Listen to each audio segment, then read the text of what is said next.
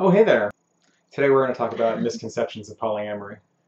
A lot of people who don't understand it or who don't approve have kind of these consistent sound bites that they throw at you, so we're going to talk about those. Misconception number one.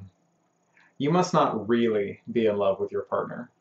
That's why you want more than one partner. A lot of what's motivating this misconception is that people think of love like they think of other scarce commodities, that there's just a certain amount that you have to spend and you have to spend it wisely. And polyamory is sort of a fundamental rejection of that framing of love.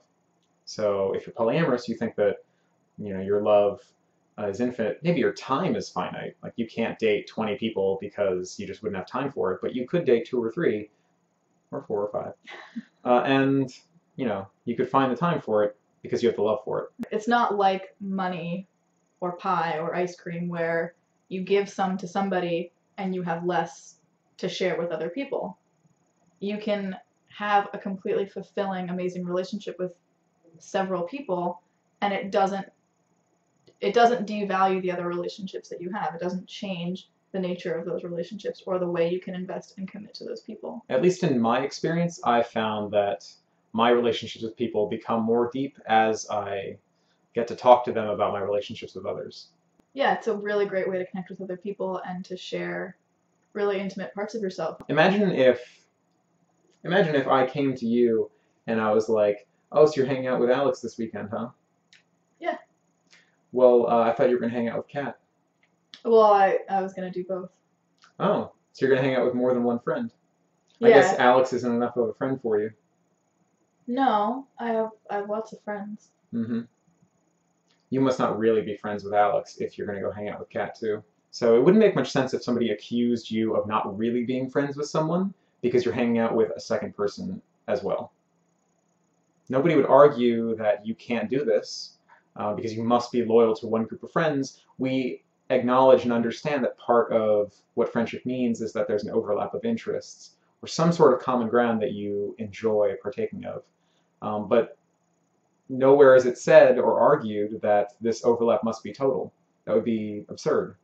But somehow, in our romantic relationships, it's said that that must be the case. People apply this differently to romantic relationships when they say that you can only have one. And what that does is it changes the nature of those relationships. And people are applying, I guess, more value to romantic relationships when you say that it has to be unique to just one person in your life. You can have a lot of friends, but you can only have one significant other because significant other is more important. And friends don't do the same thing for you that a significant other does.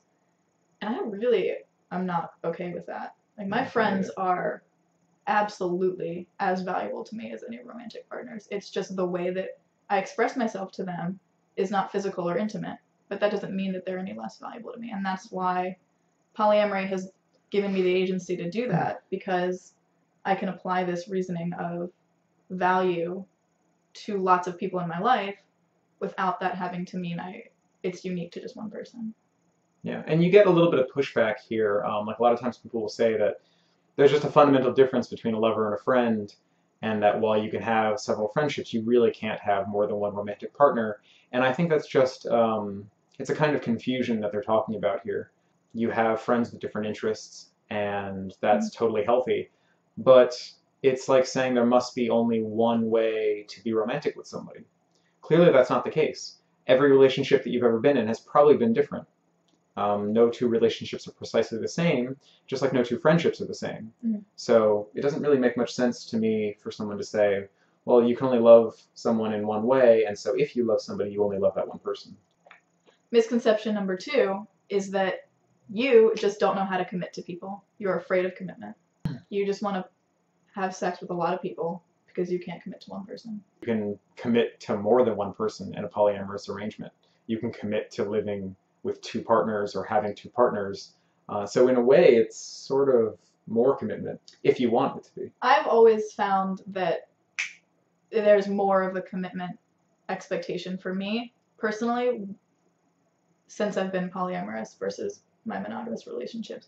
Because there's more time involved, there's more investment with more people. So if I'm going to commit to, say, 2 people, I have to fulfill 2 totally rewarding relationships, and I have to invest a lot of time in both of them. And that's a lot of commitment. And what that says is I value both of these relationships so much that I'm willing to put in that extra effort. I'm willing to go that extra mile to create two very healthy, fulfilling, rewarding relationships in my life. There are people who are not interested in commitment, and that's fine. That's not an expectation of life that you have to have, I don't think. You can have maybe one primary partner and not want to commit to other people and just kind of have casual relationships, which is great. Or you can also be monogamous and not be interested in commitment. Like, I don't think that fearing commitment or not being interested in commitment is a bad thing at all. Because imagine if you were dating somebody and you either marry them or have kids with them, whatever. Let's say you're together for 10 years, and then you break up amicably and you remain friends. Does that mean that your relationship failed? Does that mean that like you weren't good at your relationship? No. It could have been a tremendously rewarding experience, and you could have grown as a person through that relationship and become a better person. And I mean, that's really all of our relationships are in life. Like we're just connecting with other people and growing together. So yeah, I mean, I think it's kind of silly to say like, you know, if you got married, raised kids, and then got divorced, that your relationship was a failure. It could have been the best thing that ever happened to the two of you. Yeah. It's just that you move in different directions, perhaps, and it's time to like not live together, or it's time to, you know, end the romantic dimension of your relationship or something like that. But just being open to changes like that, I think, is really, really helpful here. And so, I think a narrow focus on commitment, which is often what monogamous people recommend, or at least implicitly, that's what's motivating them. Can get in the way of noticing what the purpose of relationships are. Here's a good one. Misconception number 3. This polyamory business of yours, this is just a phase. You just haven't found the right person yet. I don't think soulmates are a thing. I don't think the one is a thing. I think the right person is very misleading. There are so many right people in the world for me, and that's kind of exactly the point of polyamory for me, because I meet a person and they're amazing and I love being with them, and then I meet somebody else who's amazing and I love being with them, and they're both right, and then they have other friends that are also right, so then I date their friends. Well, and there are certainly relationships that last forever with just one person and they're amazing and they're great for you. I'm not discounting the fact that people can have one really great relationship for their whole life. I think it oversimplifies ourselves. I think it kind of does a disservice to me by saying there's one person out there for you that's great for you and nobody else.